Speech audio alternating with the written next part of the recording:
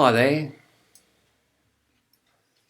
This is an analysis of the problem and how to solve the problem of life, the universe, and everything. Well, at least life, the universe, and everything from the point of view of human depth psychology and its relationship with Gnosticism.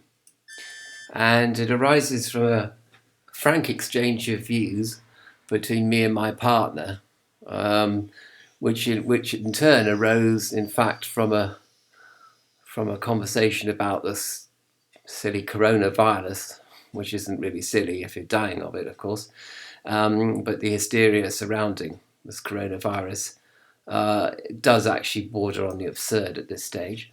However, we won't go into that. And it was really basically an analysis of the problem of the human condition. The Gnostic objective, the objective of Gnosis, is to attain soul awareness. Okay, soul awareness. Very important to keep that terminology in mind, because whilst we're on this dimension, in the world of the demiurge, pretty much every sort of distraction arises to prevent us from attaining self-awareness, or soul awareness rather. Now you see, I got it wrong again. We won't say self. For some strange reason, I keep muddling it up with self, but we'll come to that in a minute. I nearly switched off the video, but I'm not going to. We go into fear, we go into frustration, we go into anger. We stub our toe. We're sick from the coronavirus.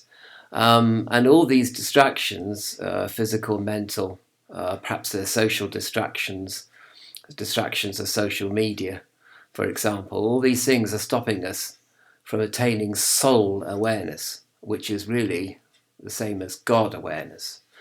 And this is the challenge that soul faces as embodied in this mind-body complex.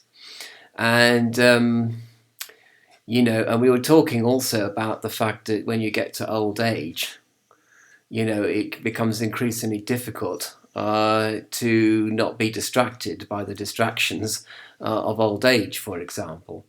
But I must say, being young is also very distracting as well, because all you can really think about is having a partner and having a romance with somebody. That's a massive distraction as well. And so it takes dedication and a lot of practice to be able to jump into soul awareness whilst you're in the midst of all these distractions. And sometimes, of course, even luxury and justice can be a distraction as well. And a life of ease can be a distraction, because there's no motivation there to jump into soul awareness. But at any rate, certainly negative distractions are a distraction. Often people are okay, in a situation of sort of new age comfort, as it were, with all the bells and twinkles and incense burning. But when you're on a tube in London, going to work, let's see you do it then. So it takes practice and dedication. But of course, we have huge obstacles. Talking of myself, I'm a very lazy person. So we have lethargy.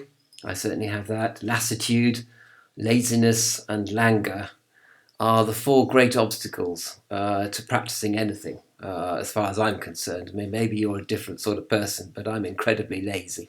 I won't apply myself to anything, least of all spiritual enlightenment. And the reason for that, of course, is we have the passions of the mind are out of control. If you think of your passions as being horses drawing a chariot, you've got four horses drawing the chariot, which represents the four mental passions. And of course, if these horses are going in all different directions, the chariot isn't going to move. But in my case, I'm running after the horses, trying to get them to attach themselves to the chariot at all. So my horses are definitely out of control, and I'm running after them, running around the field. And you try and lash them with a whip, and you try and coax them with a carrot, and they still remain completely unbridled and completely beyond control. And so this is from the passions of the mind, of course, arise a certain lethargy, because of course your chariot isn't going anywhere. So the chariot is your success in life, or your will, or your ability to attain anything, and it's not going anywhere because the horses that pull your chariot, the passions, are not being focused on soul awareness. They're going everywhere else but to soul awareness. And the reason for this situation is that is one of self-alienation. And self-alienation can be defined in many ways, but one way is that you're just simply not in contact with your true self. Now, at this point, self must not be confused with soul. The self really is your state of mind when you were 18 months old, and the world was your oyster. And you had this fantastic joie de vivre and a desire to experiment and desire to push back all limits and boundaries and to learn and to you know to come up against obstacles and overcome them, and think your way out of things and feel your way out of things as well. And along the line, all this is lost. But this true self is not the same as soul, for various technical reasons.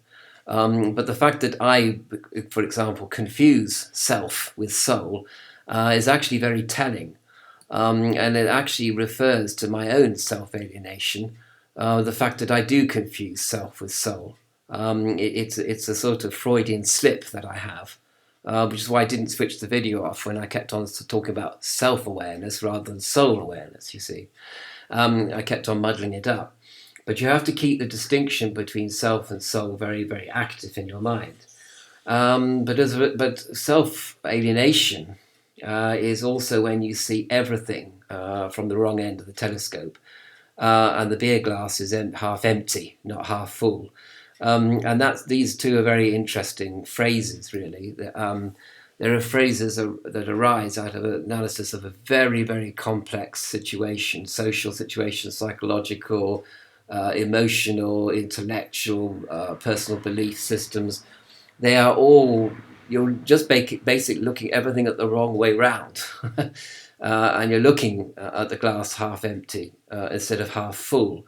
And you're looking at failure instead of opportunity, and things like that. So you are full of negativity. And this negativity, this self-alienation, can often arise from some childhood trauma. Now, this trauma doesn't have to be abuse, sexual or physical. It can simply be from a misunderstanding, or it can simply be from the death of a sibling or the death of a parent, which leaves you alienated from yourself. It leaves you the traumatic experience and your reaction to it, which could be one of fear or anger. You're sort of angry, perhaps, at your parent for dying, and as a result of this very strong emotion, your unconscious plays a certain trick. It builds a wall around your true self. It's a wall of protection. It means that your true self cannot be further hurt by anything if this wall is in place. But often we find that this wall that is put in place to protect the self is in fact harming the self. So this act of protection, it becomes protectionism, and the unconscious forces that protect your true self are actually doing you harm. They're actually gangster forces, if you like. They're actually evil forces, but they're pretending to be your best friend. And of course, in a way, they are being your best friend because they're protecting you from further pain. But they're also protecting you from living. They're also keeping you in a shell of fear and loathing and self-loathing. However, so this is the grim situation that we find ourselves, that soul finds itself in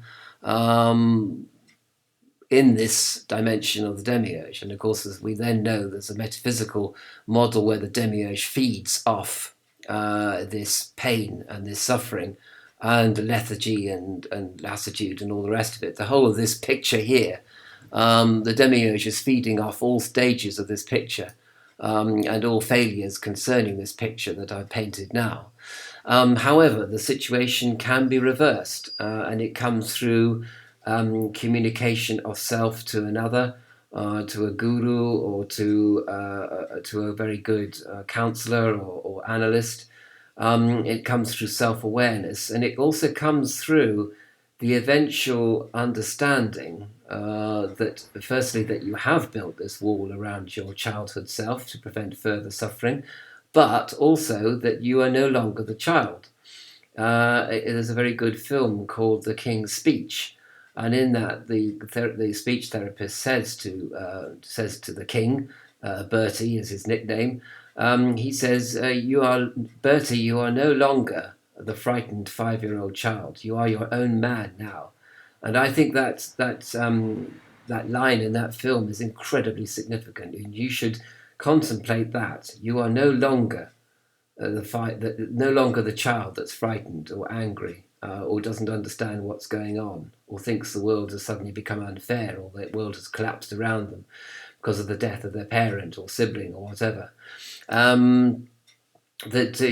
are no longer that child. I am not that child. And instantly you realize that. You realize that you are not all the pain and suffering that arises from that belief that you are a child. So the situation can be reversed, because you can say that because I am no longer that child, I am in control of my life, I'm in control of my destiny to a very great extent, and I can change. And immediately from this, what we call this self-awareness, I suppose, and what actually makes you become aware of what has traumatized you, and in what way it has traumatized you, and the fact that you are no longer able to be traumatized because you are now a grown-up person instead of a child. From this self-awareness arises what people call, what Crowley called energized enthusiasm, the true will, the grace of God, whatever you want to call it. It's the strengthened self. It's the self that can make a decision to change. So collectively, as well as individually, we can all make a decision to change our lives and not to do things the same way as we've always done them before. We can reprogram our reactions, and we can reprogram our thoughts and our emotions to a huge extent, to such a great extent. But at last we also, because we have got in contact with our true self, we've also got the energy, the personal energy to do it, and we allocate personal resources to personal change, whereas before we didn't. And your brain flicks a switch and decides that the wall that you've always kept around you since you were a child is not helping. It's not your best friend. It's your worst enemy.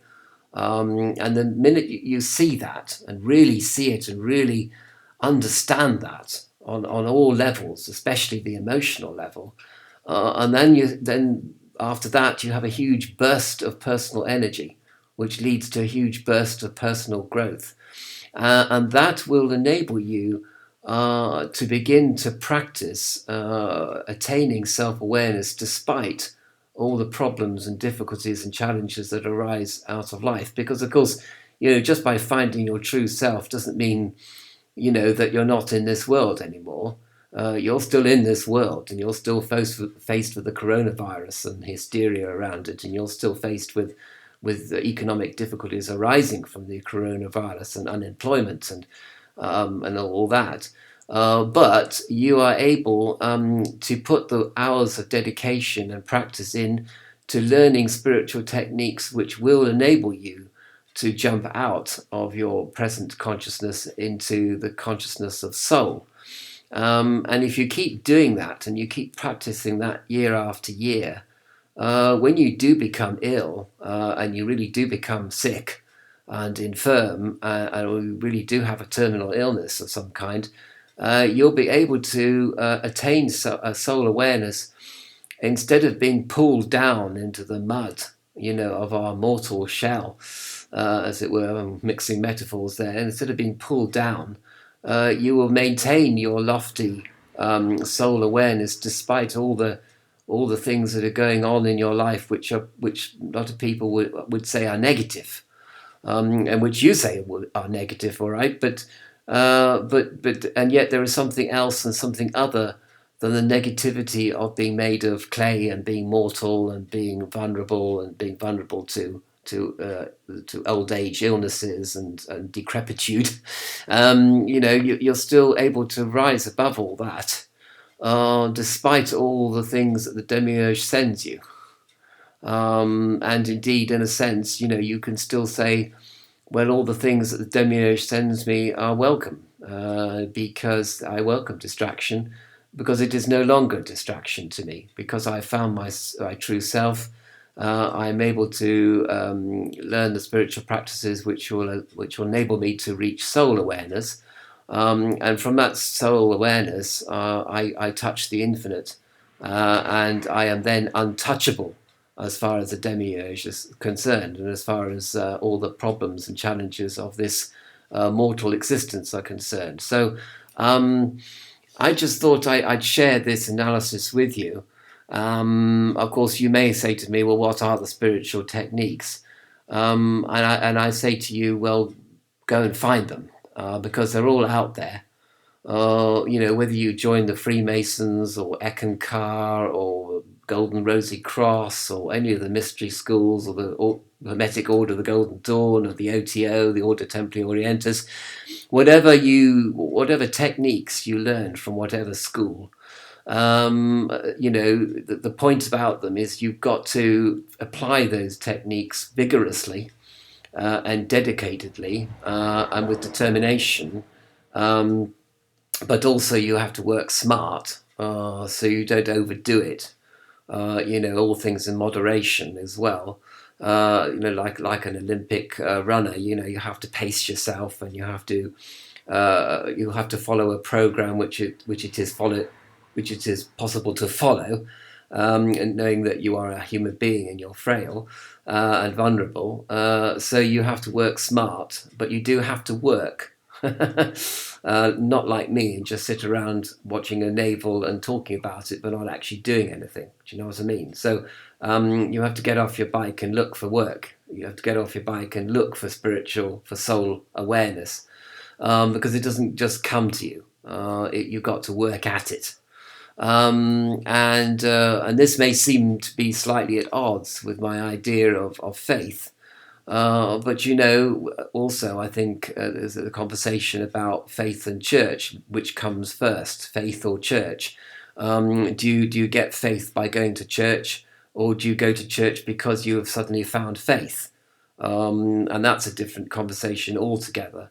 But in any case, I think that whatever spiritual path you choose, and whatever mystery school enables you to make that journey to soul awareness, I think a good school will also take you back to the point in your life where you became self-alienated, usually early childhood, and then you have to find your true self as a result of attaining self-insight and self-awareness. And from there you gain the personal resources to enable you to work on the spiritual. So there is a difference between psychological and spiritual, for sure. And often people go into the spiritual before they've sorted out the psychological, which often means that they come a cropper at some point in the future with the spiritual, because it becomes attached to the ego, and it becomes attached to the feeling of being an in crowd and everyone else is an out crowd. So, you begin to get paranoid and elitist and, and judgmental of other people, which is a sure sign that you haven't attained any spirituality at all. So I hope this analysis does some good, points you in the right direction. And perhaps points you to the right sort of mystery school to go to as well, because I think not all mystery schools are interested in this idea of self-alienation and perhaps like me, they confuse self and soul. They are quite sort of different, and there are different. We're going in one direction for soul awareness and another direction for self awareness. For self awareness, we're going back in time, I suppose, and soul awareness, we're going forwards in time. But ultimately, of course, they both meet in a timeless space, which is a transcendental space beyond the space of the demiurge that we currently live in. But since we live in this present demiurge space, we are governed by time. We are governed by dimension, energy, mass. We are governed by many, many physical, emotional, social forces, which we can't, we can't turn from. We can't deny that we live in this demiurge space, and we have to work with what we've got as well. Anyway, for the third time, I say to you, I hope that this analysis helps you a little bit. It certainly helped me, I think, to look at the problem from a new perspective, which I didn't do before. Whether or not that actually helps me at all, I don't know. And all I can do really is sort of park it there and hope that, you might realize appreciate the problem, but also appreciate that there is a solution. And the solution is, in fact, very, very simple, even though the problem is very complex, which I think personally gives me a lot of hope and comfort, actually.